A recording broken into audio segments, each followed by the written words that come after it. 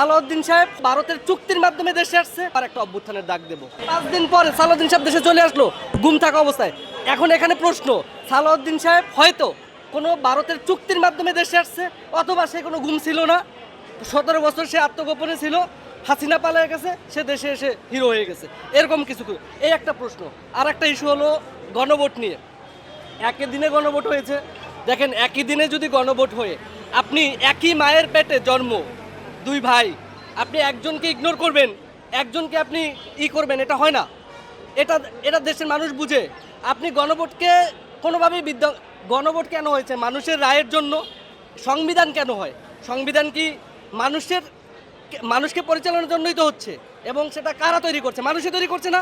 তো সেক্ষেত্রে মানুষের দেশের স্বার্থে সংবিধান সংস্কার করা যেতেই পারে। তারা কেন এখন সেই ফ্যাসিবাদ আমলের কনস্টিটিউশন নিয়েই আগাতে হবে? এটাকে কোনো কিছু পরিবর্তন করা যাবে না। তারা অন্তর্বর্তীকালীন আমলের যে 1.5 বছরের যে কাজকর্ম, সেটাকে তারা অস্বীকার করে, ইম্পসিবল। তাহলে একটা দেশের গণ অভ্যুত্থানের পরে প্রিভিয়াস কনস্টিটিউশন দ্বারা চলে না।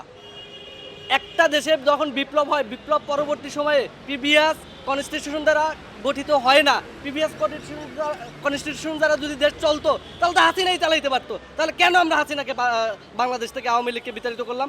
বাংলাদেশ থেকে আওয়ামী লীগকে বিতাড়িত করছি, বাংলাদেশকে নতুন করে সংস্কার করে নতুন করে সাজাবো, সাধারণ মানুষের দেশ হবে। কিন্তু সেই জায়গায় আবারও সেই আধিপত্যবাদের এই রাজনীতির দিকে দেশ চলে যাচ্ছে, মাসেল পাওয়ারের রাজনীতির দিকে দেশ যাচ্ছে। আমরা রক্ত দিয়েছি জুলাইতে, শুধুমাত্র সাধারণ মানুষ তার যে ক্ষোভ, তার যে আবেগ, সেটা সে প্রকাশ্যে কথা বলবে। এখনও দেখতে পাচ্ছি কেউ যদি, আগে দেখছি আওয়ামী লীগের বিপক্ষে কেউ কথা বললে সে গুম হবে, তার উপরে ছাত্রলীগের পোলাপান হামলা করবে, যুবলীগের পোলাপান হামলা করবে। একবারে সেম জিনিস এখন হচ্ছে। আমি যদি কথা বলি, আমার উপরে থ্রেট আসতেছে ছাত্রদল থেকে, আমার উপরে থ্রেট আসতেছে যুবদল থেকে।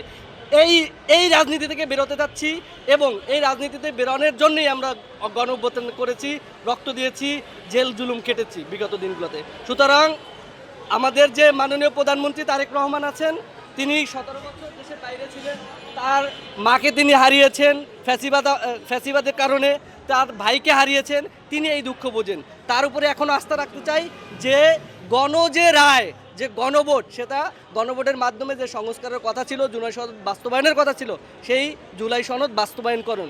আর যদি আপনারা জুলাই সনদ বাস্তবায়ন করতে ব্যর্থ হন, তাহলে আমরা জুলাই যোদ্ধারা মাঠে আছি, প্রয়োজনে আবার একটা অভ্যুত্থানের ডাক দেব।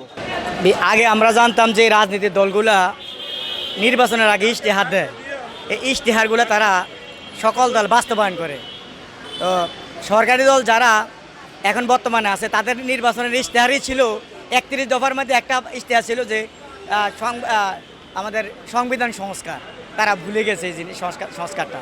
আরেকটা বিষয় হলো, যদি আপনারা সংবিধান সংস্কার অথবা গণভোট আপনারা এগুলো যদি মানবেনই না, তাহলে আপনারা এই যে আমাদের ইউনিট সরকারের আমলে, ইন্টারিম গভর্নমেন্টের আমলে যে আমাদের সংস্কার কমিটির যে মিটিং হয়েছিল 8 মাস 9 মাস লাগাইয়া, এই দেশের টাকা নষ্ট করে দিনের পর দিন মিটিং করে, এগুলো কেন করছিলেন আপনারা?